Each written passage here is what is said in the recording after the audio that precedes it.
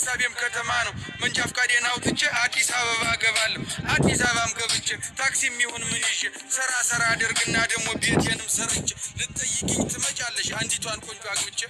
እናቴ አንዲቷን ቆንጆ አግብቼ ብያት አሳመንኩና ወደ አባቴም ጋር ሂጄ መንጃ ፈቃድ ላወጣ ነበር ግን ገንዘብ የለከቼ በታች በላይ በዚህ ብዬ ሀሳቤን አስረድቼ አዲስ አበባ ገባሁ መንጃ ፈቃዴን አውጥቼ አዎ